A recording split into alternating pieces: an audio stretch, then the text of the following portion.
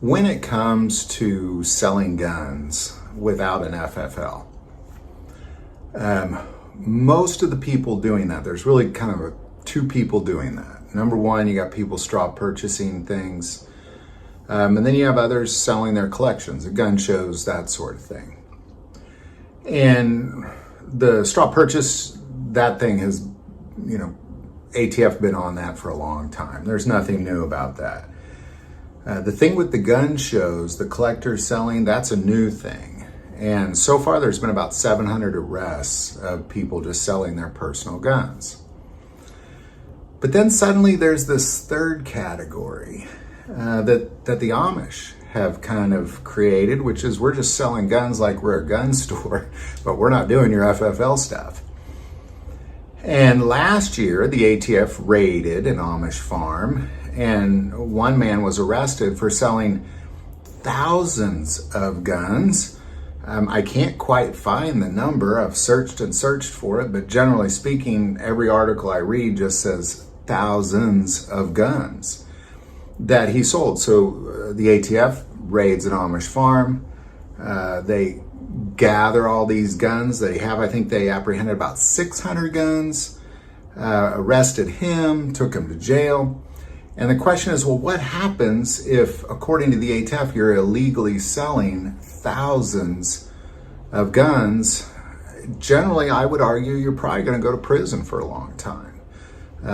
The consequences of such things are prison sentences of 5 years or more, and around a $500,000 fine, upwards of a $500,000 fine.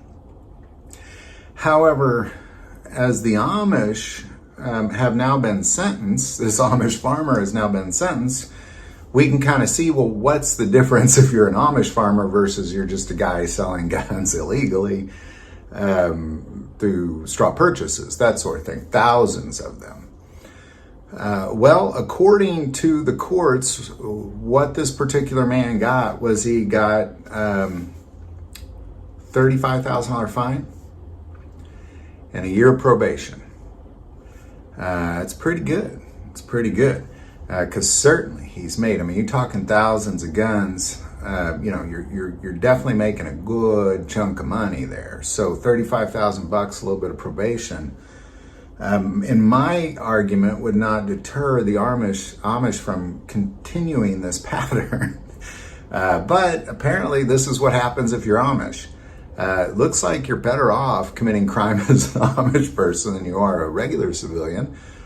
But I think a lot of it really kind of comes down to kind of what's behind the sale. So for example, if I was selling a bunch of guns to drug dealers and criminals, that's obviously going to get me a lot more time than if I'm selling them to my farmer friends, the people in my community, the people around my community, that sort of thing. It's a big difference. It's a real big difference, and I'm certain that was applied here. So I don't necessarily think that it's because he was Amish that he really got a slap on the hand there, because that's a slap on the hand is all you got.